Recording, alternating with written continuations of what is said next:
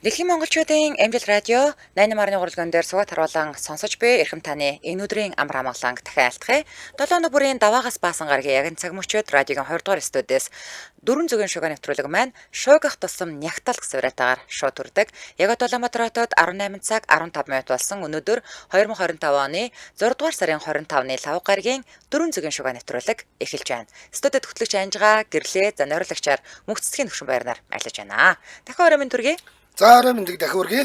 Нэвтрүүлгийн хамтраалагчаар хадгаламжийн хүү харваж 18% боллоо гэд үндэснийх баяр наадмыг өгтөн Ариг банкнаас хадгаламж эзэмшигтээ зориулсан хосгүй боломж гэдэг урайтаагаар Ариг банк хамтран ажиллаж байна. За мөн кафе Паскочи хамтран ажиллаж байгаа баярлалаа. За өнөөдөр таны мэдээгээр эхэлнэ. Шуугуулахад бэлэн үү? Шуугуулаад өгье. За ингэсэн.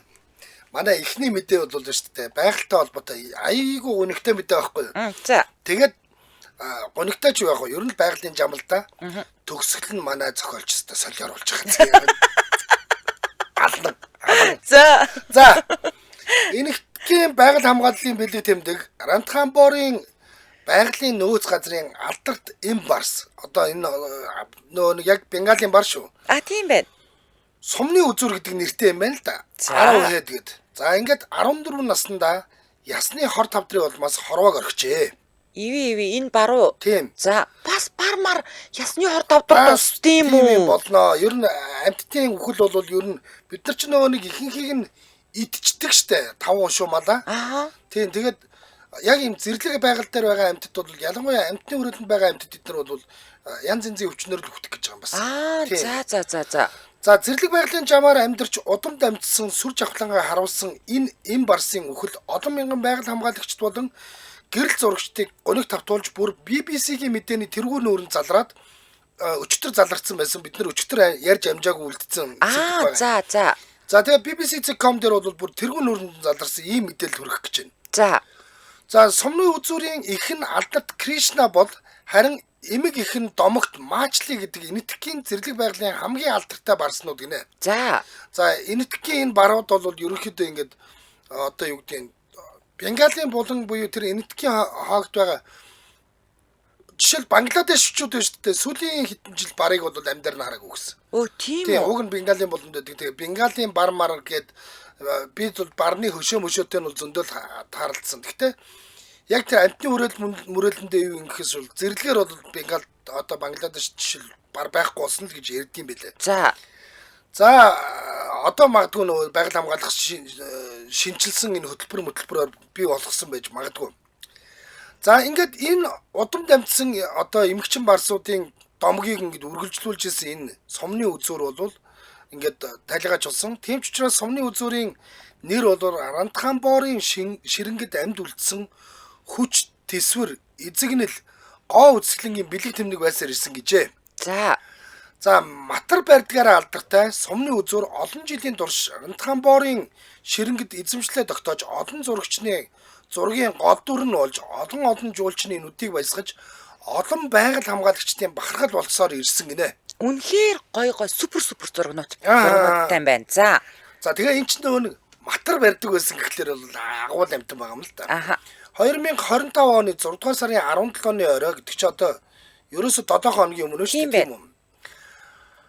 Байгаль хамгаалагч гэрэл зурагчин Сачин Рай түүний сүүлчийн мөчийг бичиж авчээ. За. Тэр доош тонгоон хүч гаргаж хитгэн алхам хийгээд модны дор унсан. Тэр мөчтөл би энэ бол түүний сүүлчийн мөчүүдийн нэг гэдгийг ойлгосон хэмээн тэр нөө сүүлийн бичлэгийг нь хэлсэн байна. Яана наадах чинь ингээд айгүй гой үзэсгэлэнтэй зургнуудтай байсан чинь хөнөөд чинь тэр амьдралынхаа сүүлийн мөчд орчилсан юм болчих. Бүр ингээ гитснээ татаад ясан ингээ иви. Би ингэж ойлголоо хардаа. За энэ ямар сум блэ? Энэ манай барны нэр сумны үзүүр. За сумны үзүүр маань штэ. Амтны үрээлэнгийн бар бол биш. Яг байгальтай амьдардаг. За тэнгүүд энэ барны зургийг ингээд зурагчид одоо мэрэгжлийн зурагчид очиж авах нь бол одоо бас эд бахаа хангаж штэ энэ сайхан мэдээж тэр болгон зургийнх нь аппаратанд өртөд байхгүй. Хичнээн л олон үнэгээр бодвол хонж унжиж авдаг гэсэн байлгүй. За ингээд судлаад ингээд явж итэл юу яатсан бэ те? Энэ ингээд яг сүүлийн мөчийн энэ зураг чинь таарад аваад за үгснийхэн дараа судалсан чинь энэ бар ясны хорт тавдартай байсан байна. Мөн үү? Ер нь тийм гэж ойлгож байна. За. Гэхдээ яг гоо эн чинь нөгөө нэг юунд байсан учраас амтны хүрээлэн биш ч гэсэн энэ бол нөгөө нэг тусгай хамгаалттай одоо манай нөгөө нэг хустай нуруу өдр шиг л байхгүй юу? Одоо яг саяны тэр амар гурванхалцсан явж байгаа чинь 6 сарын 17-ны өдрийн бичлэг гэж шүү. Яг 6 сарын 17-ны өдрийн бичлэг гэж байна. Ийм үзэсгэлэнтэй, ийм сүрг хүчтэй байсан амтан ийм болчих гэж нэрээ. За. Одоо манай зохиолч юу гэж зүйрлсэн байна? За. Энэ мөч монголчуудын сэтгэл зүрхэнд шингэсэн нэгэн шүлгийг ирэхгүй санагдулсан. Дорны их яруу найрагч яв хоолонгийн тэхийн зогсоол шүлэгт янгэр өтлөхөөрөө эврээд байхаа болдг юм гинлээ. Янгрийн сүргэн гүйцэж чадхаа байдаг юм гинлээ. Ихээс төрсөн уудандаа эргэж ирдэг юм гинлээ. Ихээс унсан газраа олж нэг хэвддэг юм гинлээ. Насныхаа эцэст оргилууд бацаж гардаг юм гинлээ. Нартад түүнийг нь тэхийн зогсоол гэж нэрлэдэг юм гинлээ гэсэн. Ингэж шүлгэлсэн шиг сумны үзүүрийн сүүлчийн алхамж бас ийм байсан шиг санагцсан.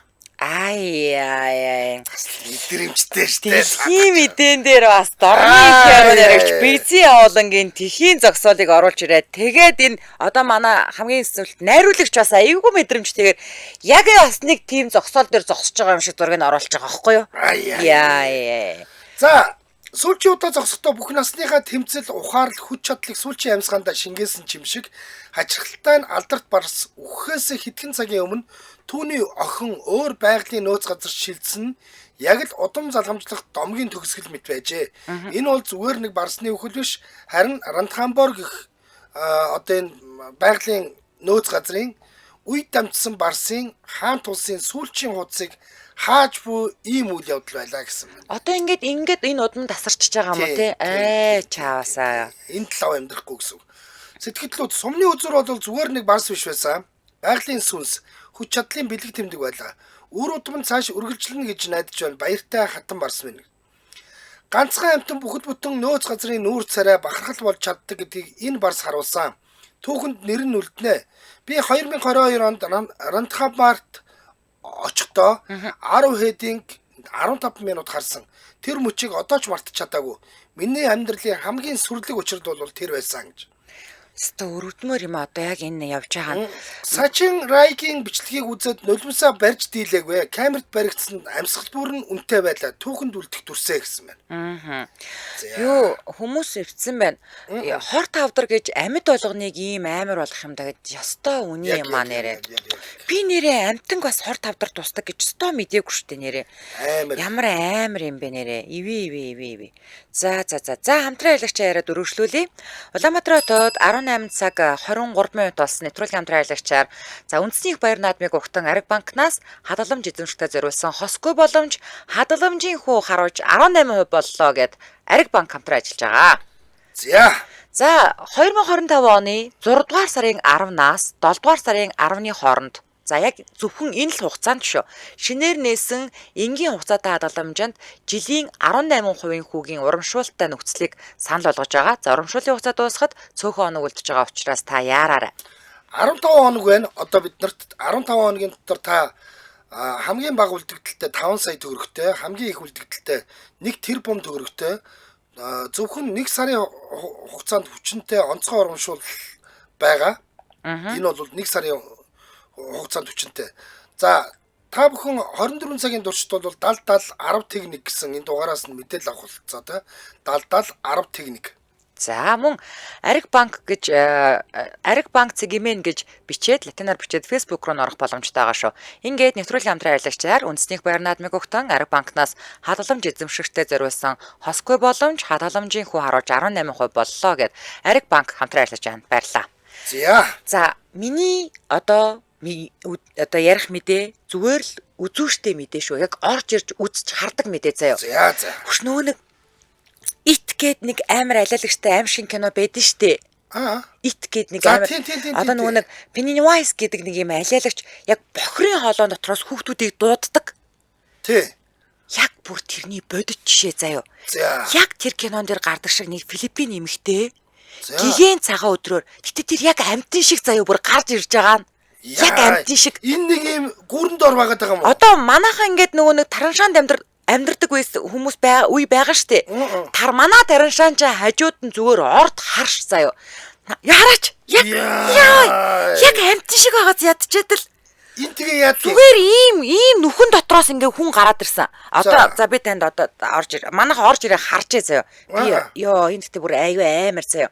За зүгээр л гигэн цагаан өдрөөр бохрын холооноос гарч ирсэн зураг интернетэд одоо жинхэнэ шууган болоод байгаа тухай мэдээлэл хүргэж шүү. За хүүд эн чин бохрын холоо биш ус зайлуулах шугамнаас гараад ирж штэ. Үгүй харин тий наад дотроос ингээ бохрын ус урсж байгаа штэ. Дотор нь ингээ яг манай тараншаан зүгээр хажууд нь ор тааш тэр дотор ч хүн бол амьдрч болно тийм үү. Гэтэл эн чинь яг ингээд ус урсаад байгаа яг ийм бохрын хоолоон дотроос ингээ гараад ирж байгаа аахгүй юу? Яг амтын шиг бүр зүгээр яг амтын шиг. Тийм байна. За Филиппиний нийслэл Манилагийн хамгийн чинээлэг дүүрэг болох Макатид нэгэн эмэгтэй шуудууны нүхнээс мөлхөн гарч ирсэн нь сошиал ертөнцийг үнэхээр цочроогоод байна. Росе буюу сохор номин хэмээн хочлогдсон тэр эмэгтэйг гэрэл зураг сонирхогч Уильям Роберт санамсаргүй байдлаар зурагтаа буулгацсан заяа. Гинт таарад. Зүгээр ингээ хүний толгой зухуугаа гардаг хэрэг ингээ цоцсон байгаа. Тэгэл ерөөсө толгой зухууж ирэхийг хараад зураг авсаар агаад гэл дараад байгаа штэ тий. Тэр эмэгтэй бүх биеэрээ ингээ мөлхөж гарч ирээд тэгээд зүгээр миний хажуугаар зүгээр л гүүгээд өнгөрсөн гэж Вильям өгүүлж байгаа байхгүй юу зурагч нь. За энэ дүр зураг захим орчинд шуугаан тарьж Reddit, Facebook зэрэг сошиал сувгуудаар хитгэн цагийн дотор ингээ зүгээр л ингээ сэвэгцэн гал шиг төмөр шиг алсан. За хүмүүс ихэндээ энэ нь ямар нэг киноны сурчлагаа ч юм уу те эсвэл зохиомл зүйл байх гэж хардсан ч бодит байдлыг мэдсэн даруйда зүгээр гүн шоконд орсон. Амар хагас амар тэгээ тэрийг яг тэр нэг дөнгөж толгой цухууж байгаас нь бол эвгүй дөрөв үлдсэн байгаа нь бол бүр яг амтан. За зураг Розигийн амьдралын үнэн төрхийг газар доогуур амьдардаг гэр оронгүй иргэдийн бодит амьдралыг зүгээр ингээд одоо бол ингээ ил болгоцсон. Розе 15 орчим хүнтэй хамт эмнэлгийн ойролцоох бохрын хоолоо. Заад ингээд бохир дамжуулах шугам дотор орогнож байсан.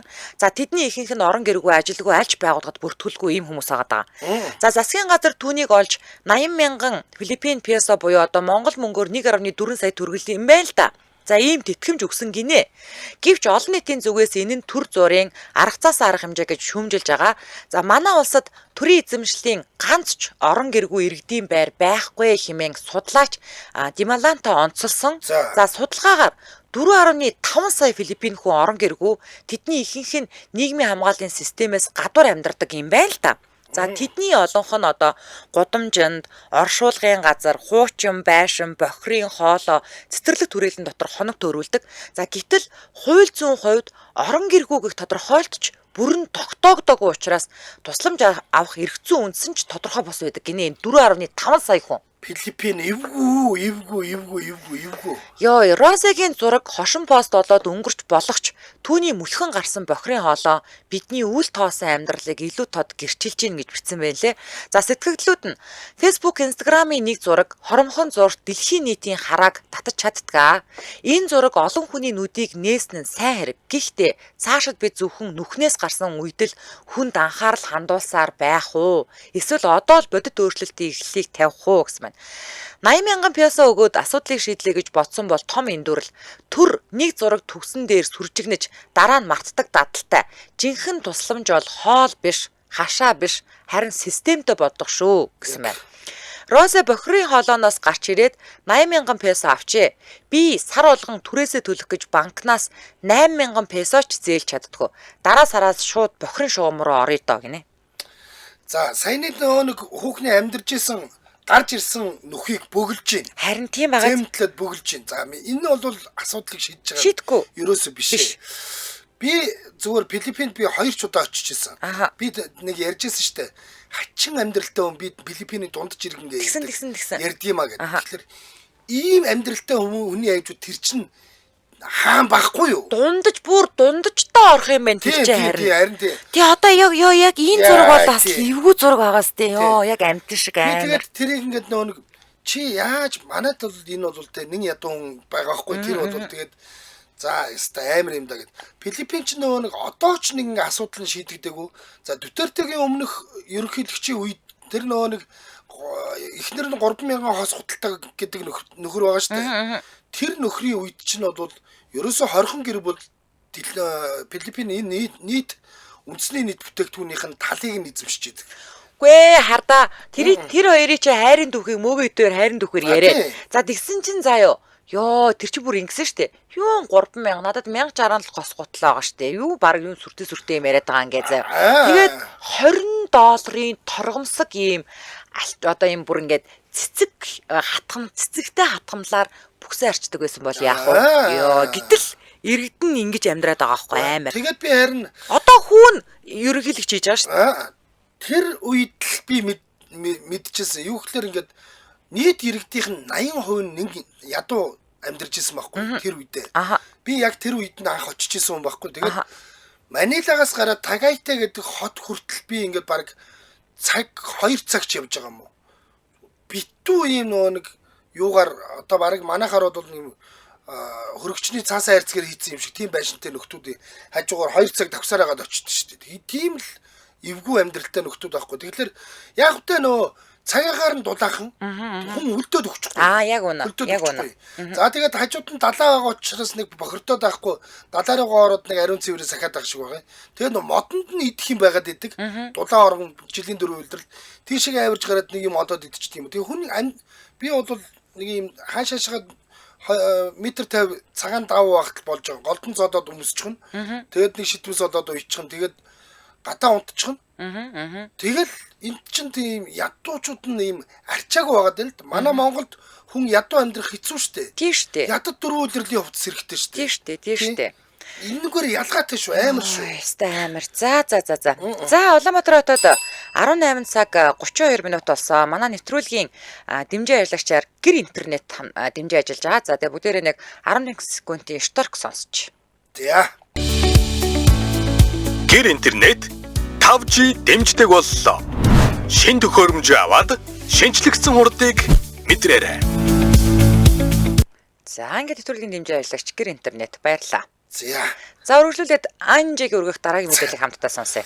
За бид нар бас нэг ажил дээр дээх нь үедээ манай нэг өөр нэг газар ажиллаж байхад халуун ногоотой амар халуун ногоотой гомн идэх уралдаан зарлаа. Манай дээр болсон шүү дээ. Хамгийн эрэгтэйгээс номоо, эмэгтэйгээс ангараг тэгээ эбо ах бас орсон. Нөгөөх нь хэн байлаад ингээд дөрүүлээ орсон шүү. Дөрүүлээ орсон билүү? Чанцаа байсан билүү? За чанцаа байсан. Дөрүүлээ орсон. За тэр бол бид нар ингээд манайтай л байгаа халуун ногоотой юм. Тэр бол гэхдээ Мики Маус Google-тэй заяа. За. Одоо энэ амар юм ярих гэж байна. За. Энэ тэнд явахдаа хит халуун ногоотой юм битгий ид. За. Манайх таарахгүй бидний ходоод гэдс тэрийг шингээхгүй бидний одоо юу гэдэг бие тэр нь зохилдоогүй байхгүй.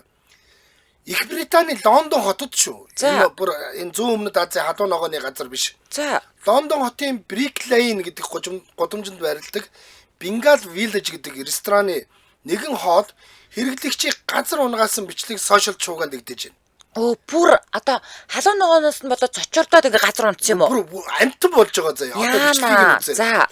Дэлхийн хамгийн халуун кайрыг амсаж үзэхээр зоригсон залуу Даниэл гэдэг байсан. Уг нь Аз дүү царайтай тийм залуу. Даниэл анхны халбыг амдаа хийнгүүтэл царай нь удааж, цээж нь халж, хөлс нь нэвчиж, удалгүй рестораны үүдэн цамцаа тайлан газар хөвтөд хүрсэн. Хүүдээ. Бүр эн чинь бүр баг шоконд ороод унжин штэ. Тийм. Пүү. Энэ бүхнийг бичиж авсан бичлэг хэдхэн цагийн дотор Reddit болон Facebook тарж сая хүний анхаарлыг татсан. Энэ ерөөсө тоглоом биш ээ. Хүн ингээд үхэн. Тийштэй. Яагаад гэвэл хүний цусны эргэлтийг бүр ингээд ямар замбраг болгож байгаа. За. Кариг үйлчлүүлэгчд хөргөхдөө зөөгч Raj Mask Bailey нарны шил өмссөн ч Bailey-нээс гадна бүр эн чинь юм тусдаа нөгөө нэг юм юу гэдэг лээ гази гэдэг ч тэ хор дутаанаас сэргийлж баг өмсцөө очиж байгаа юм заяа. Тэгээд ямар нэгэн шоу биш харин энэ хоод үнэхээр аюултайг хэлсэн. Энэ амар халуун ногоотой шүү. Энэ халуун чинь шууд хоодоо түлдэг юм шүү. Гэхдээ чи 15 минут тис чадвал бүх ширээ энэ чамд өгсөн хооднууд бүгд үнгүй гэж хэлсэн. Хүүе, тийм байж тээ энэ хоолыг авчиж өгч байгаа хүн бүр одоо өөрөөр хэлэх юм бол тэр хоолны тэр халууныг үнэрлэж чадахгүй бүр тийм юмтай очиж байгаа юм байна штэ багтай. Хортооны багтай. Ээ хүүти яна энэ зал одоо яна өглөө яана за. Хаширтай ингээд нөө нэг бүх хоолоо үнгүй идэхийн тулд энийг 15 идчихэд 15 минутад дисэх хэрэгтэй байсан. Гэтэл юу болсон?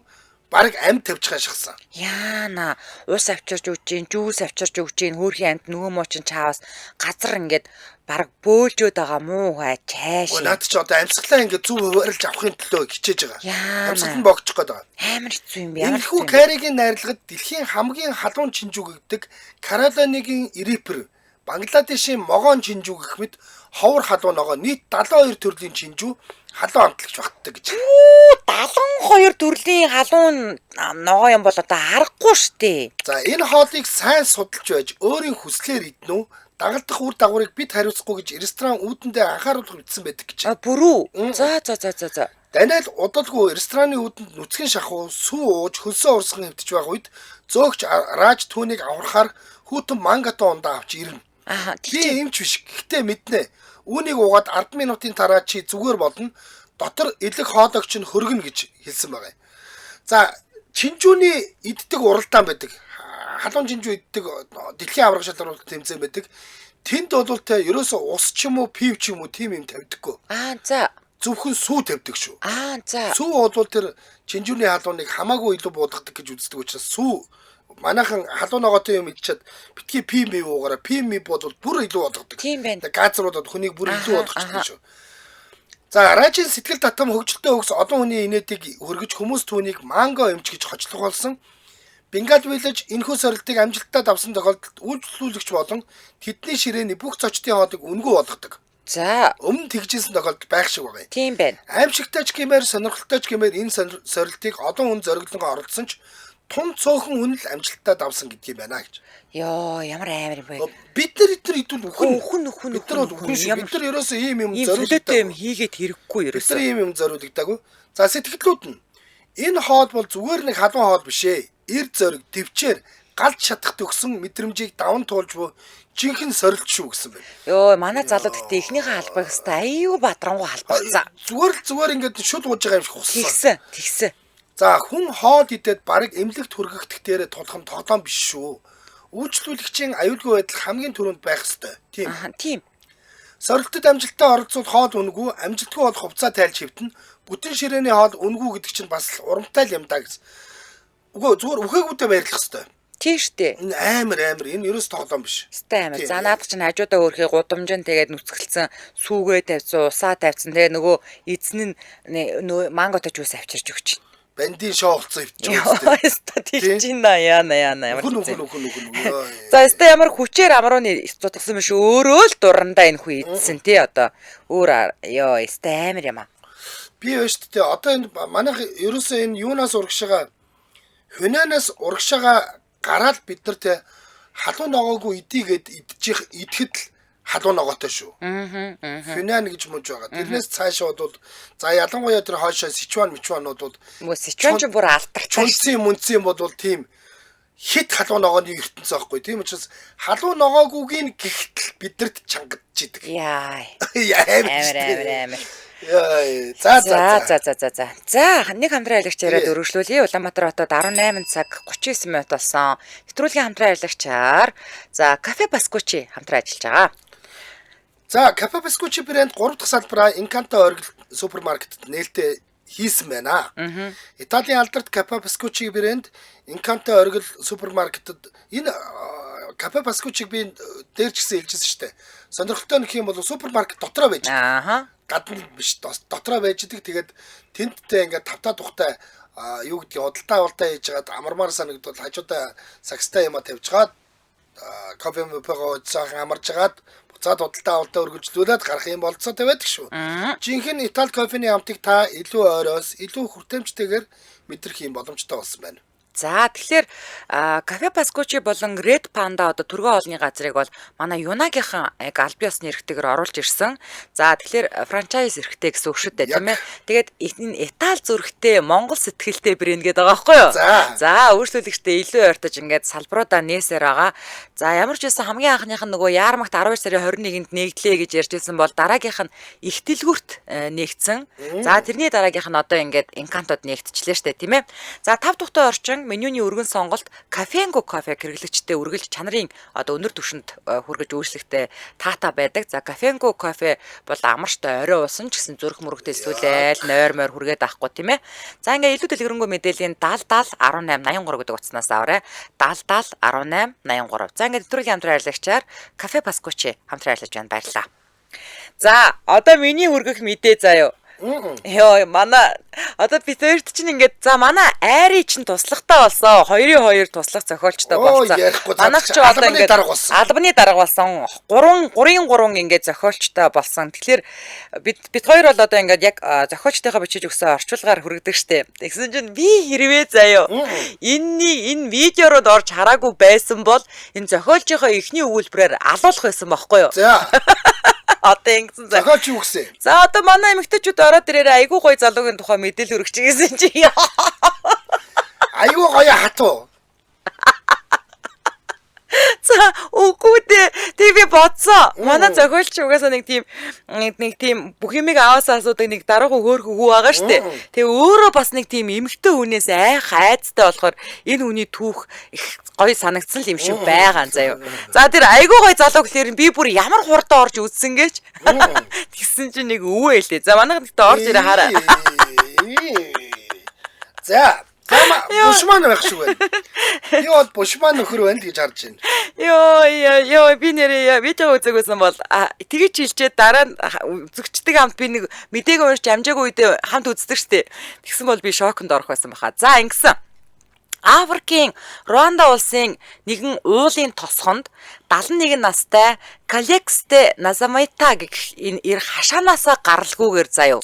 Эмэгтэй хүнтэй ойртолгүйгээр 55 жилийг өнгөрөөсөө. Яа. За энэ нь зүгээр нэг ичимхий зам биш ээ. Сэтгэл зүй эмгэг генеонофоби гэдэг гинэ.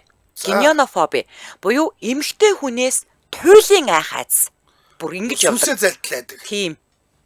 За 16 настайгаасаа хойш эмэгтэй хүнтэй таарлахгүй гэхээс айж шавар байшингийнхаа эргэн тойронд өндөр хашаа босгож хаалгаа даавуугаар бүтээж надад гэрэл хэрэггүй хүмүүс ч хэрэггүй ялангуяа эмэгтэй хүн гэж хэлээд 55 жилийн турш хашаанаасаа нэг ч гараагүй. За гэвч хамгийн сонирхолтой нь түүнийг энэ олон жилийн турш өлсгөлөн өвчин зовлонгоос хамгаалсан аврагчт нь эмэгтэйчүүд л байна эцтэй яаж ч утсан. Хүрш эмэгтэйчүүд нь түүнд хаалганы цаанаас хоол ус төхүүлж өгдөг. За Калекстэй хоол ундыг бол чимээгүй очооч аваад ингээ идчихдэг.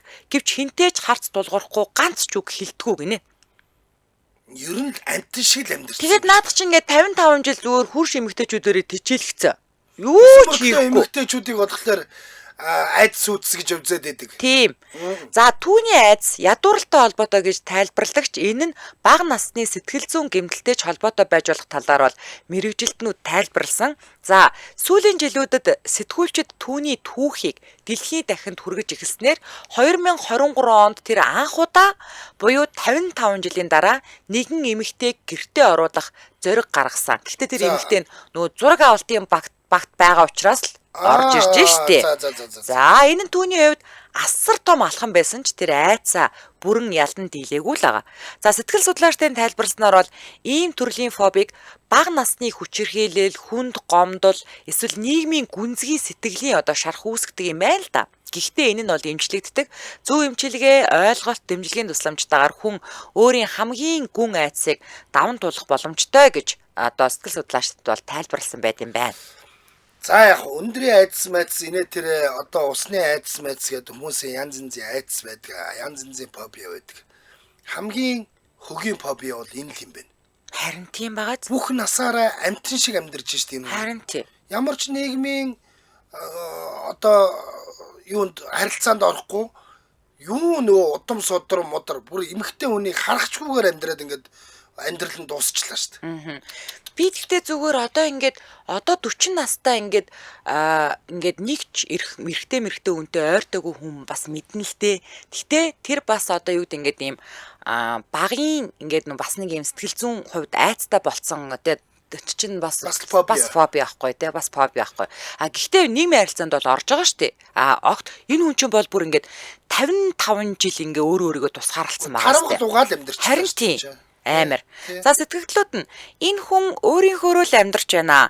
Түүний амьдралын орон зайг хүндэтгэх ёстой. Хайр дурлал харилцаа хүсдэггүй байж болно шүү дээ гэсэн байна.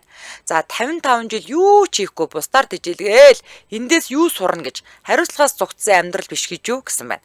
Манай хамаатны ганц би яхад энэ мэдээг үзүүлмээр байна. Ийм болохоос өмнө хүн амьтантай уулзаж гадуур гарах байлгүй дээ гинэ.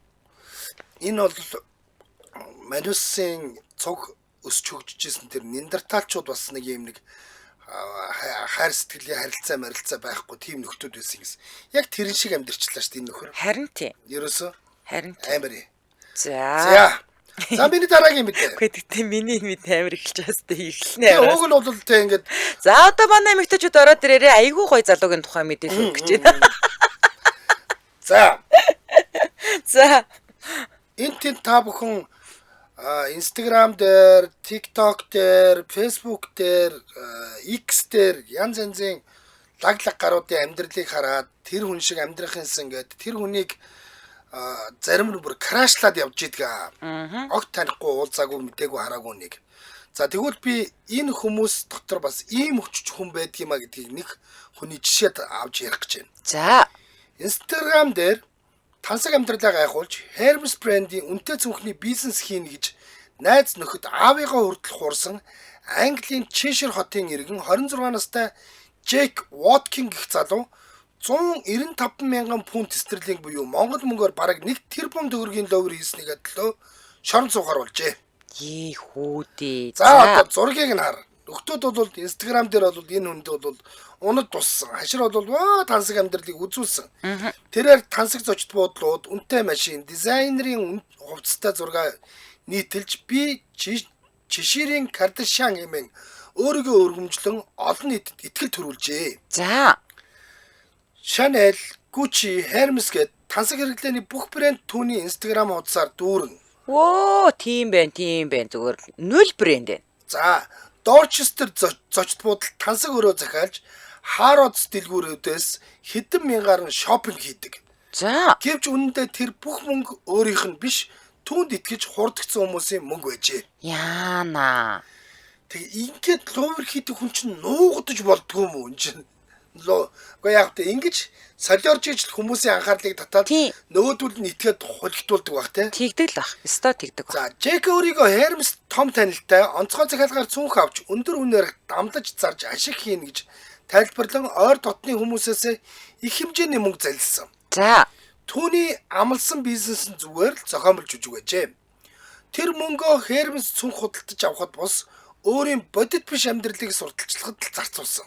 Яа. Одоо л гялцаатай тийш усгойжуулаад атаархуулаад ингээл яваад байсан. Мэдээж энэ нь бол зоригтой шүү дээ. Тэгээд та ямар гоё амьдрал яавал тань шиг болох вэ гингүүд. Ах нь Hermes-ийн цүнх зардгийг аливаа мөнгө өгөөд би ч бас чамайг бизнестэй оруулъя гэд мөнгөний авчдаг. Тийм байна. Түүний ловрын хохирогчдыг ч гэсэн бол хамгийн их хохирол амссан хүн бол түүний найз бүсгүй Hannah Jakes. Хөөрхийтэй. Найз бүсгүй шүү. За 98,500 фунт стерлинг буюу Монгол мөнгөөр 487 сая төгрөг. Dress Cheshire гэдэг дэлгүүрийн эзэн хатагтай Colbert 43,800 фунт стерлинг буюу монголоор 216 сая төгрөг. Өөрийнх нь аав шүү. Jason Watkin аав штэ. Төрсөн аав. За 24,500 фунт стерлинг буюу монгол мөнгөөр 121 сая төгрөг. За Harrods-ийн бармен. За энэ бол нөгөө нэг ороод идэх дэлгүүрийнх нь бармен. За 14,000 фунт буюу 69 сая төгрөгөө лөөр дуусан.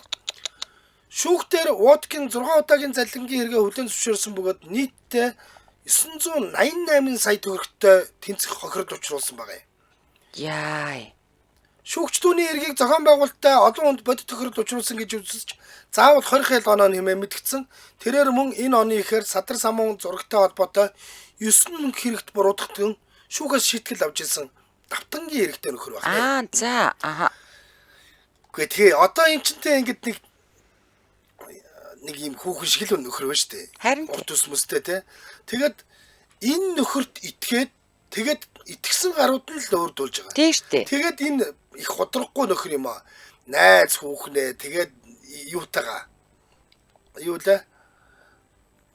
За сэтгэлээгээс явъя. Найруулагч дуусах гэдэг энэ. За. Сошиал платформыг ийм нарийн ашиглаж одон үнийг хуурах хэмжээнд итгэл төрүүлнэ гэдэг нэг талаас аяас ч юу гэсэн байна. Аавынхаа мөнгийг хүртэл хулгайлж тансаг амьдрал хайдаг ийм хүү гэж байдаг юм байна да гэсэн. Инстаграм дээр амьдралаа гайхуулдаг хүмүүсийн үнэн нүүр царай нь энэ байна да. Сошиал медиа бол боломж. Гэхдээ хуурамч дүрд итгэл үүсгэх нь ямар их хохирол дагуулдыг энэ явдал харууллаа гэсэн байна. Яг тийм шүү. Тийм те. Битгий хүн болгонд итгээрэй. Яг үнэн. За энэ үрээд миний бас одоо ганган мэдээ нэг мэдээ үлдсэн. За маргааш оруулж ирнэ. За та бас одоо ганган мэдээг өчтөр үлдээсэн юм байна шүү дээ. За энэ үрээд 2025 оны 6 дугаар сарын 25-ны лав гарагийн 400 шугаа нэвтрүүлэг радиогийн 2 дугаар студиэс шугах тусам нягтал гэсэн уриатаагаар шууд хүрээд өндөрлөж байна.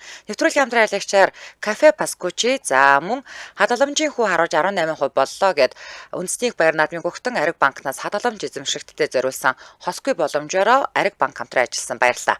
Дөрвөлөл эрхэм сонсогчдаа цаг бүрийн эхэнд явдаг радио мэдээг хүлээн авч сонссны дараа 22-5 нэвтрүүлэх хашигнын дугаарыг хүлээн авч үзэж сонсоорой. Дэлхийн монголчуудын MJ радио 88.3 баярлалаа. За баярлалаа.